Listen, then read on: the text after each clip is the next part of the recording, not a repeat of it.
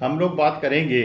कि अदानी प्रकरण की विस्तृत जांच होना क्यों आवश्यक है, क्यों ये राष्ट्रीय हित में है।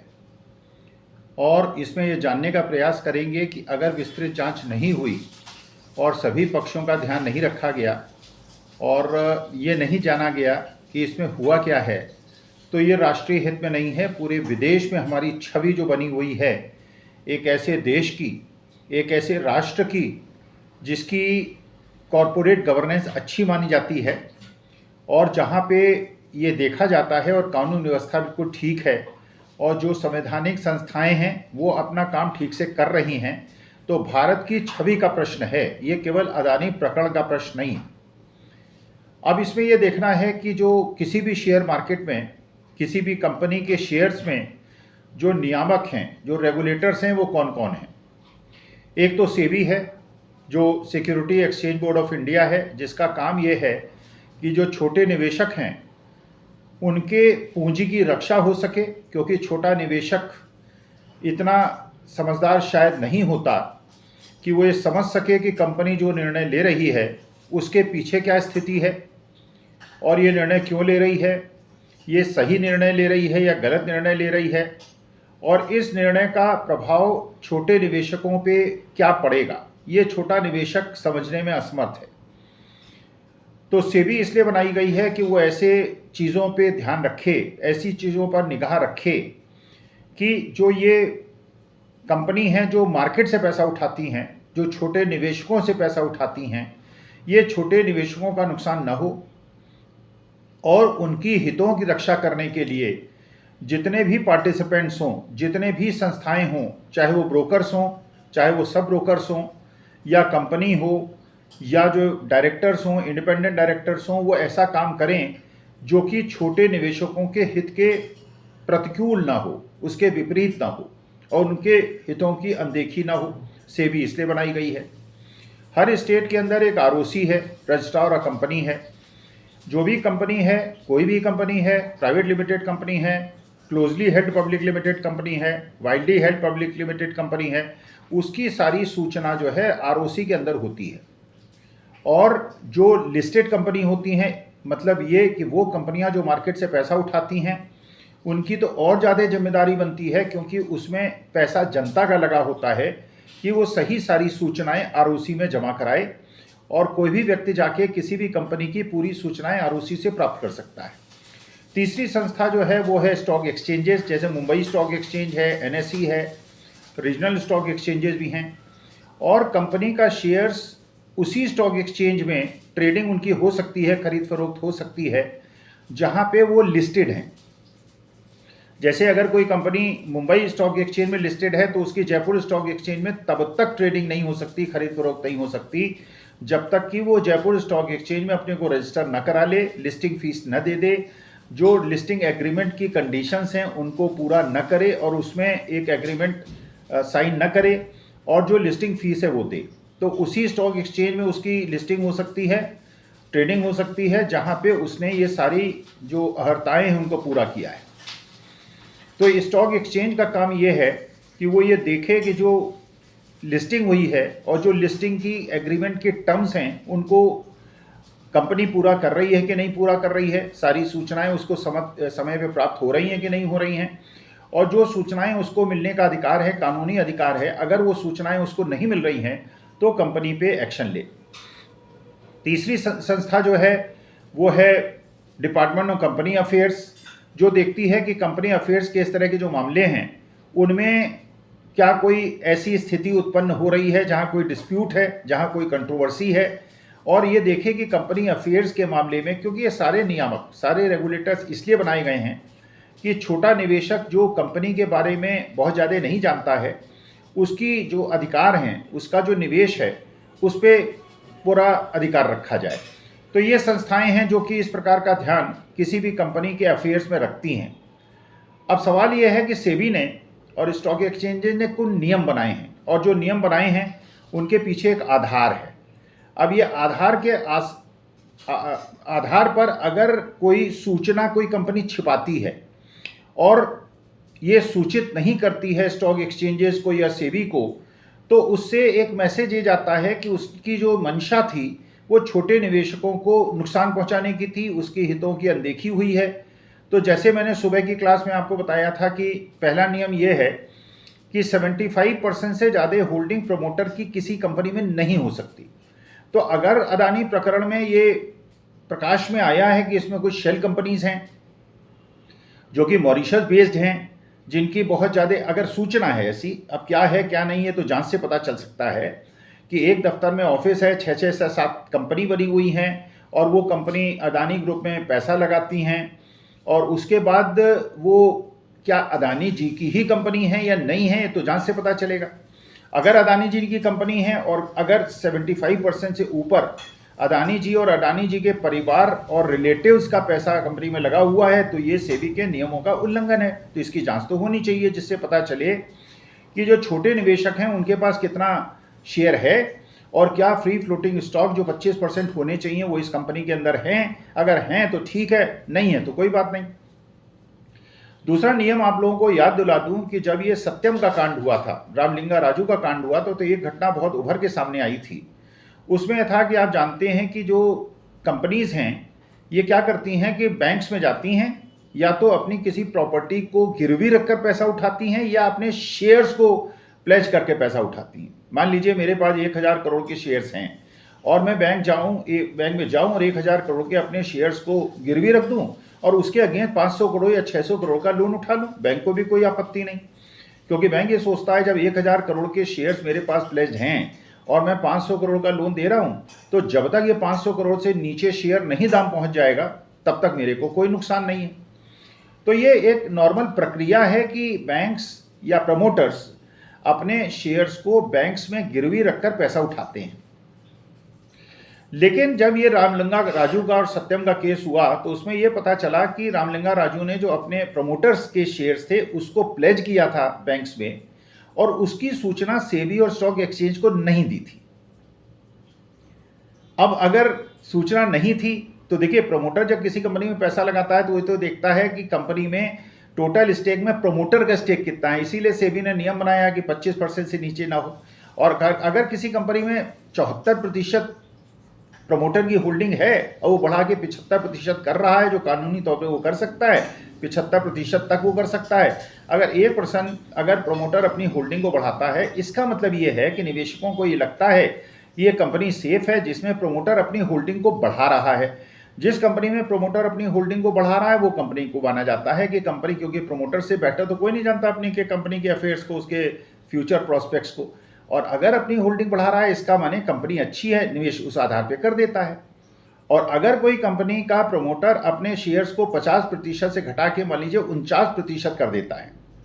1% घटाता है, तो भी निवेशकों को पता चलाने का अधिकार है कि अगर 1% घटाया है तो क्यों घटाया है। अगर 10% घटाया है तो इसका माने कंपनी में कोई गंभीर संकट है और प्रमोटर कोशिश कर रहे हैं कि कंपनी के शेयर्स को बेच के वो बाहर निकल जाएं। अब रामलिंगा राजू के केस में नहीं पता चला, क्योंकि जो लोगों ने सोचा, सूचना देने का कोई कानून नहीं था, और जब उन्होंने शेयर्स प्लेज करके अपने लोन उठाए और बाद में पता चला कि रामलिंगा राजू के पास जब ये कंपनी का अफेयर सामने आए तो उनके पास केवल 2-3% के शेयर्स थे। तो ये नियम बनाया गया, सेबी ने नियम बनाया कि अगर कोई भी कंपनी के प्रमोटर्स अपने शेयर्स को प्लेज करेंगे तो उस प्लेजिंग की सूचना वो स्टॉक एक्सचेंज को भी देंगे और सेबी को भी देंगे। अगर जैसे आरोप है, अब सिद्ध तो हुआ नहीं, जांच से पता चलेगा कि रशियन बैंक से कुछ पैसा अडानी ग्रुप के कुछ लोगों ने उठाया है कंपनी के शेयर्स को प्लेज करके, और उसकी सूचना सेबी और स्टॉक एक्सचेंज को नहीं दी। अगर नहीं दी है तो ये बहुत बड़ा कानून का उल्लंघन है क्योंकि अगर ये पता चलता तो जो छोटे निवेशक हैं उनको ये सूचना मिलती कि प्लेज करके पैसा उठाया है और फ्री फ्लोटिंग स्टॉक, मतलब एक प्रकार का जो प्रमोटर का कमिटमेंट है वो किस हद तक है और कितना उनके पास अपने पास शेयर्स हैं और कितने उन्होंने प्लेज करके पैसा उठाया है। अगर ये सूचना नहीं दी गई है तो बहुत बड़ी समस्या है। तो ये कानून का उल्लंघन हुआ है नहीं, ये पता चलाने की आवश्यकता है। तीसरी चीज़ ये पता चलाने की बहुत ज़्यादा आवश्यकता है कि इसमें जो शेल कंपनीज है इसमें पैसा किसका है। कहीं ऐसा तो नहीं कि जो ड्रग स्मगलिंग का पैसा है वो शेल कंपनीज में गया है और इस कंपनी में लगा है। अगर ये भी हो सकता है दाऊद इब्राहिम का पैसा हो, ये भी हो सकता है गैर जो हमारे देश विरोधी तत्व हैं, जो ब्लैक मनी होल्डर्स हैं, जो स्विस बैंक से पैसा निकाल के वो मॉरिशस ले गए और मॉरिशस से वो है अदानी ग्रुप की कंपनीज में आ गए। तो अगर ये ऐसा पैसा है, क्योंकि हम जब जाते हैं बैंक में और कोई पैसा जमा या बैंक में अकाउंट भी खोलते हैं तो हमारा केवाईसी होता है, नो योर कस्टमर। तो अगर हम लोग 50-60 हज़ार रुपये जमा कराते हैं, निकालते हैं, तो हमें केवाईसी की जरूरत पड़ती है, तो क्या इतनी बड़ी कंपनी जिसमें लाखों करोड़ों का मसला है और छोटे निवेशकों, LIC, SBI और म्यूचुअल फंड्स का पैसा लगा हुआ है, तो क्या ये जनता का और ये हमारे सरकार का जानने का कर्तव्य नहीं है, अधिकार नहीं है कि जाने के पैसा लगा किसका है? ये कानूनी पैसा है, गैर कानूनी पैसा है, सफ़ेद पैसा है, काला पैसा है, सही लोगों का पैसा है, दाऊद इब्राहिम का पैसा तो नहीं है, ड्रग्स स्मगलर्स का पैसा तो नहीं है, एंटी नेशनल्स का पैसा तो नहीं है। तो ये क्या जानना देश का हर नागरिक का अधिकार नहीं है? अच्छा, अगली बात ये है कि इसमें केवल देश का वित्तीय संस्थानों का पैसा नहीं लगा हुआ है, इसमें LIC, SBI का और PNB का ही पैसा नहीं लगा हुआ है, इसमें विदेशी बैंकों का भी लगा हुआ है। अब विदेशी बैंक और विदेशी निवेशकों से अगर पैसा लिया गया है, क्योंकि एक नियम और है कि अगर आप कोई कंपनी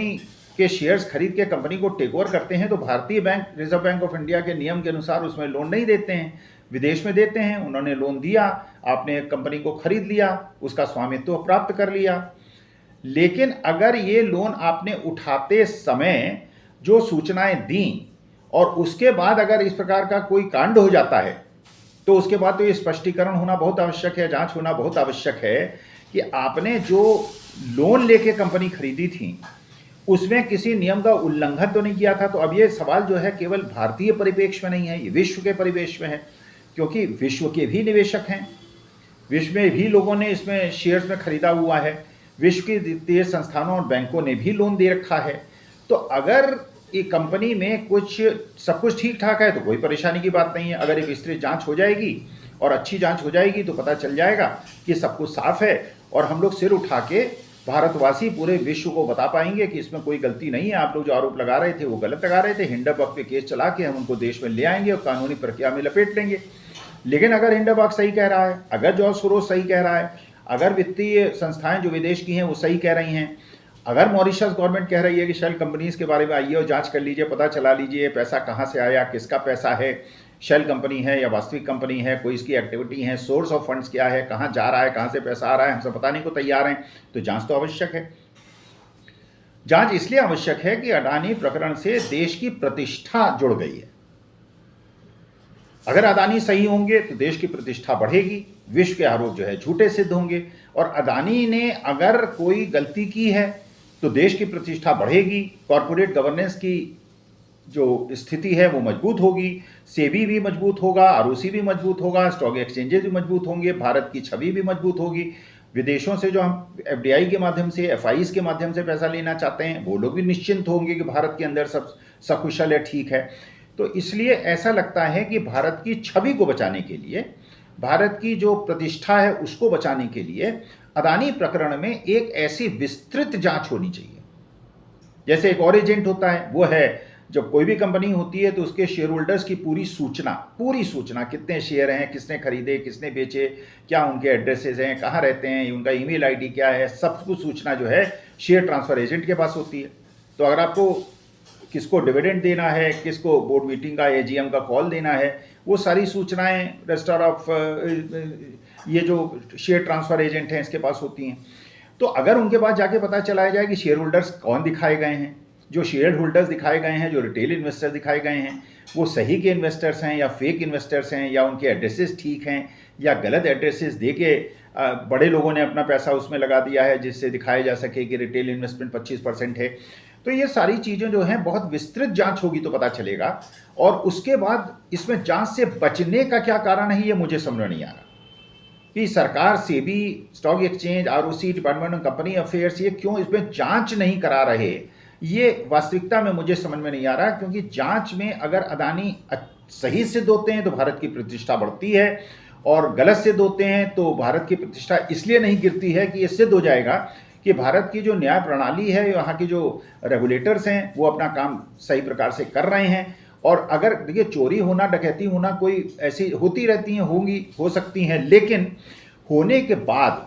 और सूचना मिलने के बाद भी अगर पुलिस कार्रवाई ना करे तो समस्या है। तो अगर पूरे विदेशी निवेशक कह रहे हैं, फॉरेन मैगजीन्स कह रहे हैं, सब लोग कह रहे हैं कि इसमें कुछ गड़बड़ी है, इसकी जांच कराइए, तो हम जांच क्यों ना कराएं, ये प्रश्न चिन्ह है।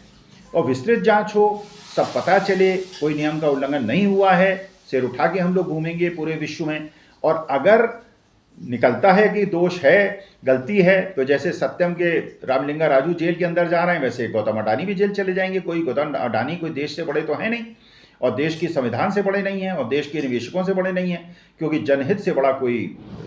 स्तर होता नहीं। दुनिया में सबसे बड़ी चीज़ जो है वो जनहित है। और अगर जनता का पैसा लगा हुआ है, LIC में लगा हुआ है, SBI में लगा हुआ है, बैंक ऑफ बड़ौदा PNB में लगा हुआ है, उनका पैसा अगर इस कंपनी के हितों से जुड़ा हुआ है, तो उसके हितों की रक्षा करने के लिए ये हम सबका कर्तव्य है कि जांच की मांग करें। और सरकार का सेबी का ये कर्तव्य है कि एक विस्तृत जांच करा के हम लोगों के जो शक शुबहा हैं उसको दूर करे, ताकि जो व्हाट्सएप यूनिवर्सिटी से ज्ञान मिलता है और इधर उधर से ज्ञान मिलता है, हिंडरबर्ग से मिलता है, भक्तों से मिलता है, भक्तों के अगेंस्ट लोगों से मिलता है, कांग्रेस से मिलता है, BJP से मिलता है, हमें कोई राजनीतिक दलों से कोई लेना देना नहीं है, राजनीति हमारा उद्देश्य नहीं है। लेकिन अपने देश की प्रतिष्ठा को बढ़ाने के लिए और उसको संरक्षित रखने के लिए ये आवश्यक है मेरे ख्याल से कि जो जांच हो वो निष्पक्ष हो, विस्तृत हो, और सारी चीज़ें जो लोग प्रश्न उठा रहे हैं उनका जांच हो के ये निष्कर्ष निकाला जाए कि अदानी जी दोषी हैं या अदानी जी दोषी नहीं हैं। इस जांच की बहुत ज़्यादा आवश्यकता है। धन्यवाद, थैंक यू।